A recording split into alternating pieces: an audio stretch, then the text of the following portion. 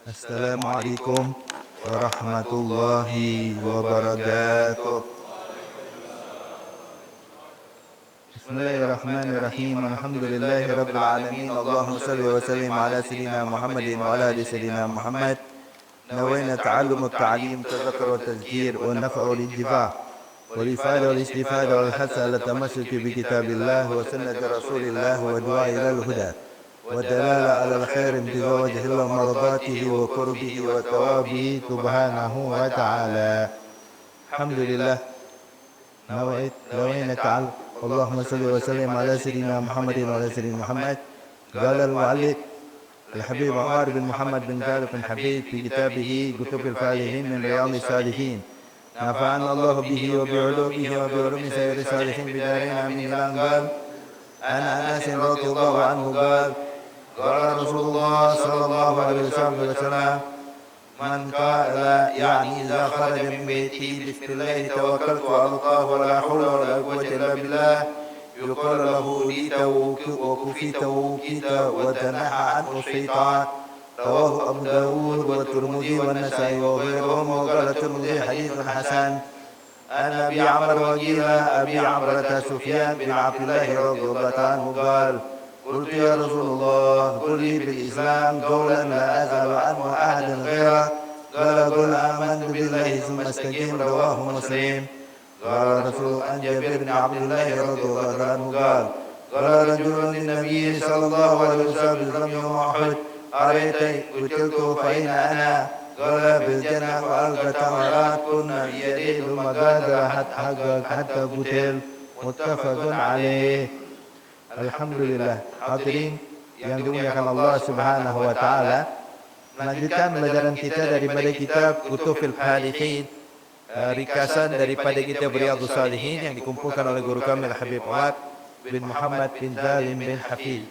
Di sini disebutkan hadis yang ke-11 diriwayatkan oleh Sayyidina Anas bin Malik. Hadza Anas bin Malik radhiyallahu ta'ala wa arda adalah sahabat Rasulullah sallallahu alaihi wasallam yang sangat dekat dengan Rasulullah sallallahu alaihi wasallam.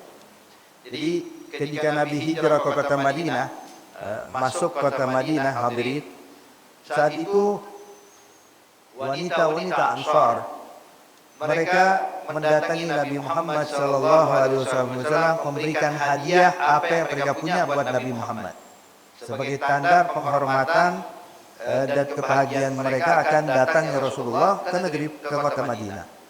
Jadi ada yang datang membawa makanan, ada yang membawa pakaian, ada yang membawa harta, menghadiahkan semuanya buat Nabi Muhammad. Namun ada satu wanita hadirin yang bernama Ummu Sulaim, yaitu ibundanya Anas bin Malik, yang kebetulan dia itu seorang janda dan dia tidak memiliki harta sama sekali. Maka dia pun mendatangi Rasulullah sallallahu alaihi wasallam mengatakan, ya Rasulullah, sesungguhnya seluruh wanita-wanita Ansar tidak tertinggal satupun di antara mereka melainkan memberikan kau hadiah. Sedangkan saya juga ingin memberikan untukmu hadiah, tapi aku tidak punya apa-apa ya Rasulullah. Yang saya punya cuma putra saya yang Anas bin Malik. Kali itu Sayyidina Anas usianya baru 10 tahun. Maka dia bilang, ya Rasulullah, maka aku hadiahkan putraku untuk. Jadi bukan cuma uang, berarti anak dihadiahi buat Nabi Muhammad. Maka Rasulullah diterima. Sebab Ummu Sulaim ini hadirin, dia masih ada hubungan mahramiyah dengan Rasulullah dari sisi susuan. Jadi dia masih ada hubungan susuan dengan Nabi Muhammad sehingga masih mahramnya Rasulullah. Maka Nabi Muhammad ketika melihat ada seorang janda menafkarkan anaknya untuk khidmah bekerja dengan Rasulullah, maka Nabi juga memikirkan untuk membantu ini janda yang dalam keadaan sulit, khususnya masih keluarganya. Maka diterima sama Nabi. Kata Rasulullah, ya sudah, saya terima Anas bin Malik. Maka subhanallah Bapak Ibu sekalian, sungguh beruntung itu Anas. Waktu dihadiahkan buat Nabi Muhammad bukan dijadikan seorang budak, sebab memang dia orang merdeka, bukan seorang budak. Tapi dibiarkan tinggal di rumah Rasulullah, diasuh sama Nabi Muhammad, dibesarkan sama Rasulullah, hingga Anas bin Malik menyatakan, saya berkhidmah kepada Rasulullah 10 tahun. Sebab Nabi Muhammad itu tinggal di Madinah cuma 10 tahun, hadirin, sampai beliau wafat. Masuk Madinah usia 53 tahun, wafat usia 63 tahun. Makanya kata Sayyidina Anas, saya ini nemenin Rasulullah dari mulai masuk Madinah sampai beliau wafat 10 tahun. Tapi selama 10 tahun ini kata Sayyidina Anas, tidak pernah saya dapatkan Nabi komplain sama saya. Bukan karena kerjaan saya rapi, bukan karena kerjaan saya semua ini bagus, sempurna. Enggak. Tapi Nabi tidak pernah menanyakan kepada saya, kenapa kau lakukan ini atas apa yang saya kerjakan? Kenapa kau tinggalkan ini atas sesuatu yang saya tinggalkan? Jadi keberadaan Anas bin Malik, mau ngerjain sesuatu, silakan, nggak ngerjain sesuatu, ya silakan. Artinya tidak ada beban buat Sayyidina Anas. Tapi ternyata Sayyidina Anas bin Malik, beliau berkhidmah sesuai kemampuan dia selama 10 tahun. Makanya beliau mengatakan, saya ini paling senang kalau dipanggilnya khadimur Rasulillah, pembantunya Rasulullah. Jadi kalau yang lain dibilangin sahabat Nabi, kalau dia pengen jadi pembantunya Nabi. Oke, kalau disebutkan di dalam kitab-kitab tarikh, itu Sayyidina Anas selalu mengatakan khadimur Rasulillah, pembantunya Rasulullah Sayyidina Anas bin Malik. Wahakada. Anas bin Malik hadirin, beliau sangat dekat dengan Rasulullah. Sebab dia satu-satunya anak yang bisa keluar masuk ke rumahnya Nabi, Pak. Yang bisa pundar mandir ke rumah Rasulullah, khidmah di dalam rumah Nabi Muhammad. Itu pernah sekali waktu Nabi mengajak Sayyidina Anas untuk sholat. Untuk sholat. Nabi tujuannya ingin mengajarkan Anas bin Malik cara sholat berjamaah. Maka Nabi berkata kepada Anas, kalau seorang laki-laki berjamaah laki-laki dengan laki-laki, maka makmum itu di sebelah kanan imam agak mundur sedikit. Jadi bareng imam tapi mundur sedikit. Maka Anas bin Malik pun berdiri di belakang sebelah kanannya Nabi. Begitu Nabi takbir, Allahu Akbar, maka Anas bin Malik pun memundurkan posisi badannya hingga tepat berdiri di belakang Nabi Muhammad. Jadi kalau seandainya yang sholat imamnya laki-laki, makmumnya perempuan, kayak begitu tadi. Anas mundur ke belakang. Maka selepas salat, Nabi katakan, ya Anas, bukankah kau sudah saya bilang tetap di sini kenapa mundur ke belakang? Maka dijawab oleh Anas bin Malik, sebab kalau saya di samping kananmu saya tidak bisa mandang kau ya Rasulullah. Tapi kalau saya di belakangmu saya bisa melihat sosok dirimu ya Nabi Muhammad. Maka Nabi Muhammad dengan jawaban Anas bin Malik senyum, gak marah. Maka Nabi pun mendoakan kepada Anas 3 doa. Sebab Nabi baku ini masih kecil. Didoakan sama Nabi 3 doa. Apa itu? Didoakan sama Nabi biar panjang umur, biar berkah umurnya, biar berkah rezekinya. Yang ketiga, biar berkah keturunannya. Jadi 3. Berkah rezeki, berkah umur, berkah keturunan. Dan subhanallah usia Anas bin Malik lebih dari 100 tahun. Berkat doanya Nabi.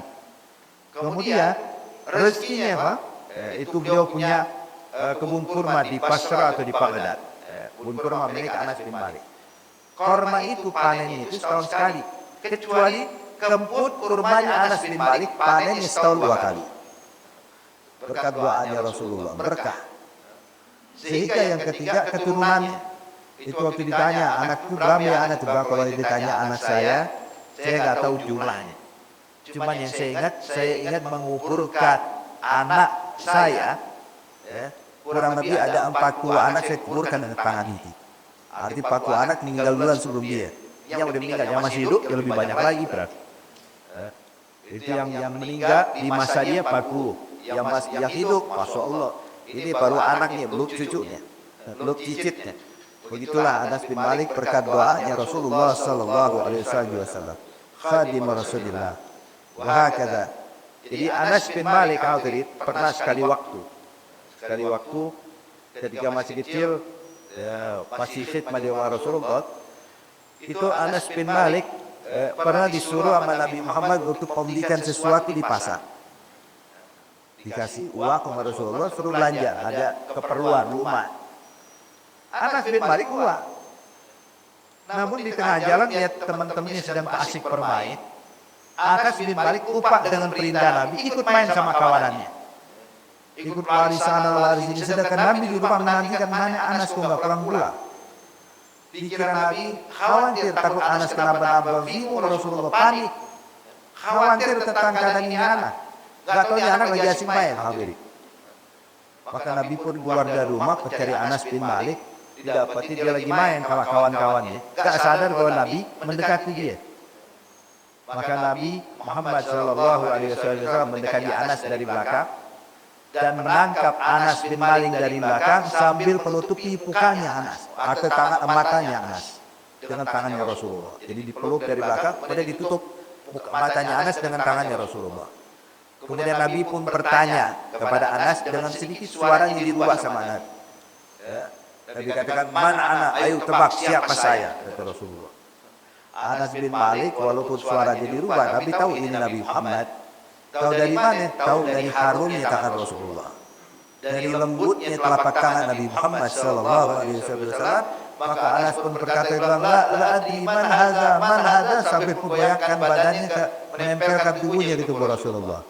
Maka Nabi pun membuka matanya Anas dan mengatakan, "Ya Anas, pada pesanan kita." Maka Anas bin Malik langsung lompat mengatakan, "Baik ya Rasulullah, sekarang saya berangkat." Itu Anas bin Malik lari meninggalkan Rasulullah. Apa yang dilakukan oleh Nabi cuma tersenyum, gak komplain, gak marah. Coba kalau anak kita Pak, kita suruh pergi ke warung gak balik-balik, katanya lagi main, kira-kira pula kita apain ya anak? Omel kita ya, padahal kita dia terlihat bagaimana Rasulullah mendidik Anas bin Malik. Wahakada. Akhirnya berkat pendidikan Rasulullah, jadilah seorang sahabat besar itu Anas bin Malik radhiyallahu ta'ala anhu arda. Beliau menyatakan, itu Nabi pernah mengingatkan, kata Rasulullah, "Idza kharaja min baiti." Jadi kalau kita keluar rumah, kalau kita pergi keluar rumah, apapun tujuannya untuk bekerja, untuk sekedar keluar, untuk pergi ke masjid, untuk apa pokoknya begitu kita keluar rumah, maka Nabi mengajarkan doa yang sebaiknya jangan pernah kita tinggalkan saat kita keluar dari rumah kita, kemanapun kita berada, kemanapun kita tuju.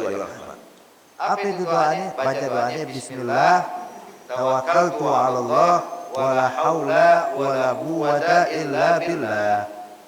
Bismillah, tawakkaltu 'ala Allah, wa la haula wa la quwwata illa billah. Ada riwayat yang lain ditambahkan amattu billah. Bismillah, amattu billah, tawakkaltu 'ala Allah, wa la haula wa la quwwata illa billah. Ada doa kita amalkan, kita praktekkan saat kita keluar dari rumah kita. Juga ajarkan kepada anak istri kita, ajarkan kepada keluarga kita kalau keluar rumah, jadi doa. Kalau kita pergi bareng-bareng sama anak kita, bapak, ibu, sambil jalan, mau naik kendaraan, mau jalan kaki, pokoknya keluar dari rumah kita. Walaupun cuma ke warung, kita bawa anak kita contohnya, maka kalau bisa kita talqinkan di doa.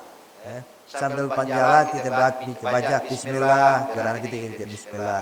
Amantu billah, tawakkaltu 'ala Allah, wala haula wala quwwata illa billahil 'aliyyil 'azim. Setiap keluar, jika anak kita ini terbiasa, bahkan ketika dia ingin main sekalipun baca doa. Dia mau kemanapun baca ini doa. Sebab Nabi katakan, "Man kharaja min baitihi," barang siapa yang keluar dari rumahnya kemudian membaca doa ini, maka akan diserukan, ya Gurullah ta'ala yuqalu lahu, maka diserukan. Dalam riwayat mengatakan ini malaikat berkata kepada orang yang baca doa ini, "Hudita wa kufita wa wukita." Didoakan 3 doa oleh malaikat. Apa itu hudita? Kau bakal mendapatkan hidayat, petunjuk dari Allah. Wa kufita, dan kau akan selalu dijaga atau dipenuhi, dicukupkan oleh Allah Subhanahu wa taala.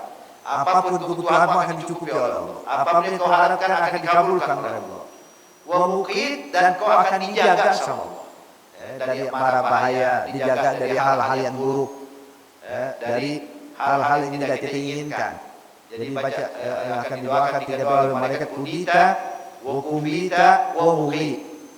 Kemudian apa yang didapatkan selain bukan cuma doa? Nabi katakan, "Watana ha'atuhu syaitan." Dan syaitan bakal menjauh dari orang yang seperti itu. Makanya hal ini sering kita dengar hadis Rasulullah sallallahu alaihi wasallam. Nabi katakan, "Bal idza saraka Umar fajjat, saraka syaitan fajjan akhar.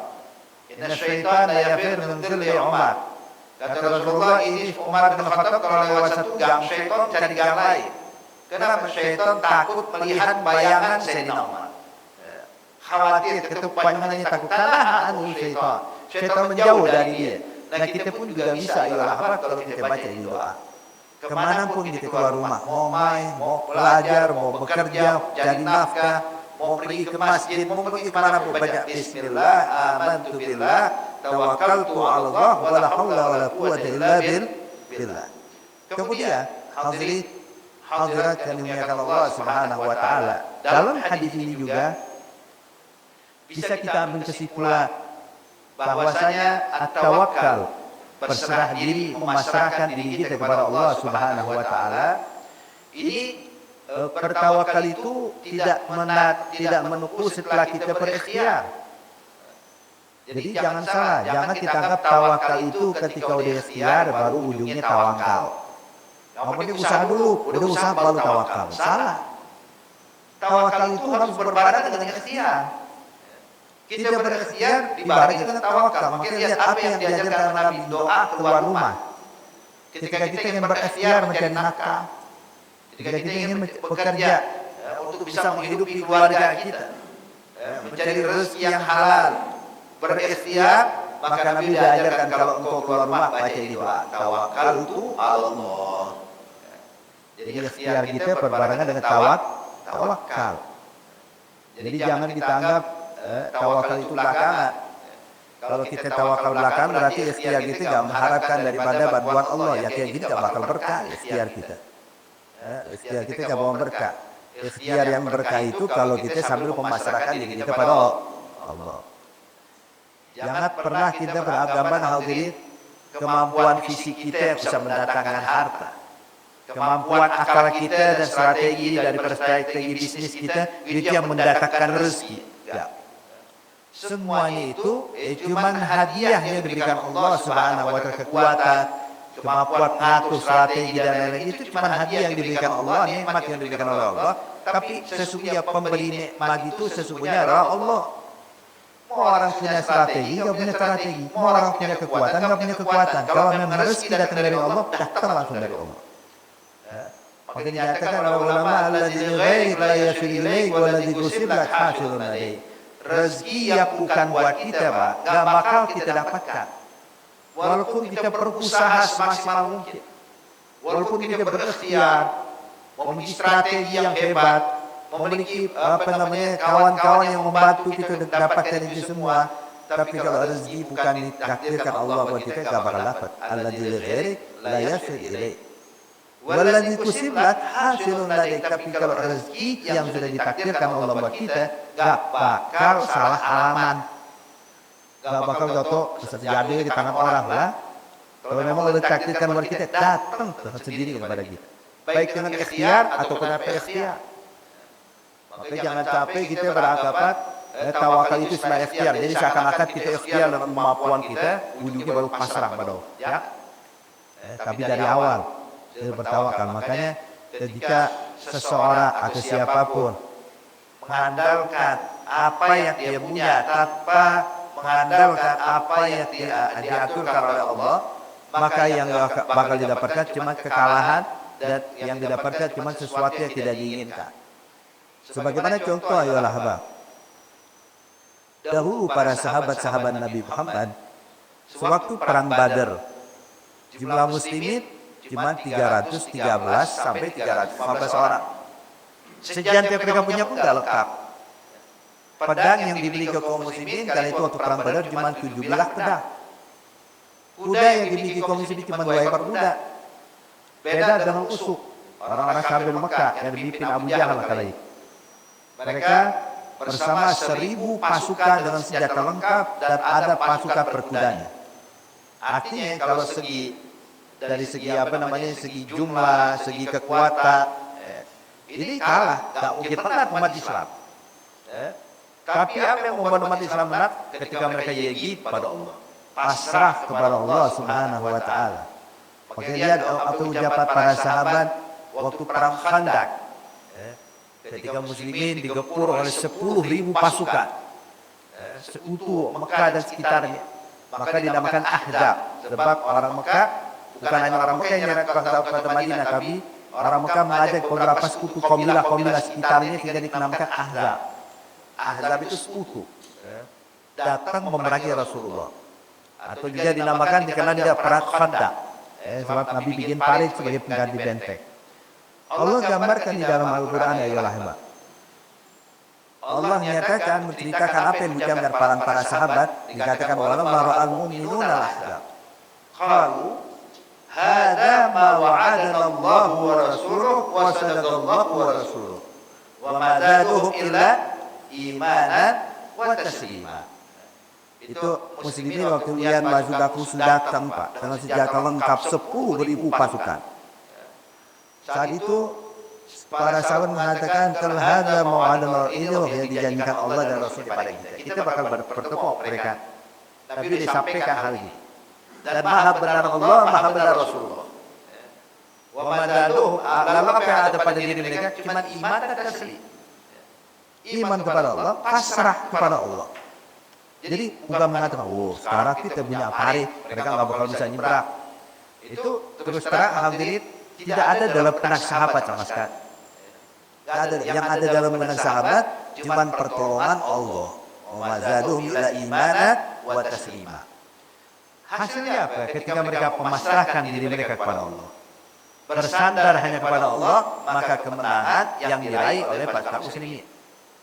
Tapi sebaliknya, ketika pasukan muslimin mengandalkan jumlah, mengandalkan strategi, mengandalkan pasukan, mengandalkan senjata lengkap, maka subhanallah gak butuh waktu panjang sebentar langsung kalah hadirin.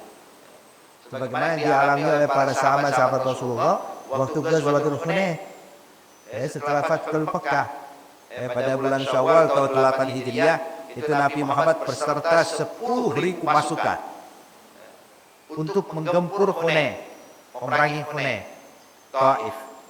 Berangkat pasukan muslimin. Di tengah perjalanan, terus terang euforia para sahabat itu jumlah yang besar, mereka pun kagum dengan jumlah yang banyak. Sampai berkata satu dengan yang lainnya, mereka katakan, Taif atau Hunain, kota kecil, lebih kecil dari Mekah. Dan mereka tidak punya keahlian berperang layaknya orang Mekah yang punya keahlian berperang. Arti kalau kita lihat sejarahnya, itu yang perang sama Nabi kebanyakan orang Mekah pada Rasulullah terus. Ada perang Badar, ada perang Uhud, ada Hafrail Asad, ada perang Khandaq, ada perang ini. Wah, sebanyak peperangan yang dilakukan Mekah pada Madinah. Karena Hunain, yang mana masyarakat kebanyakan seorang para petani, maka kata para sahabat, Hunain kota kecil atau desa kecil, lebih kecil dari Mekah, tidak punya keahlian dalam berperang, dan jumlah mereka kabarnya sedangkan jumlah kita besar 10.000 pasukan, Mekah jadi taklukkan dengan cara mudah, ambil lagi Hunain. Kayak jumlah pasukan kita tidak terkalahkan. Ketika pasukan lihat muslimin saling pantap pasukan, ada yang bawa bendera ini, bawa bendera itu, mereka harus katakan kayaknya Hunain bisa kita kalahkan dengan jumlah tidak besar. Hati lupa dengan Allah. Mereka bersandar dengan jumlah, bersandar dengan senjata yang mereka punya. Apa yang terjadi hari ini? Ketika masuk ke dalam lembah, ternyata orang-orang Hunain menyiapkan perangkap dan mereka melontarkan anak-anak. Hingga itu bagaikan hujan anak-anak. 10.000 pasukan bubar. 10.000 pasukan tunggang langgang. Yang ada cuma beberapa orang dan cuma beberapa belas orang aja bersama Rasulullah yang tetap pada posisi. Bahkan Nabi Muhammad kalau nggak dihadap Pak, kalau dia nggak dipegang oleh Sayyidina Abbas maju paling depan. Itu maju sendiri Rasulullah. Sambil berkata, ana nabiyyun la kadhib wa ana ibn Abdul Muttalib. Saya seorang nabi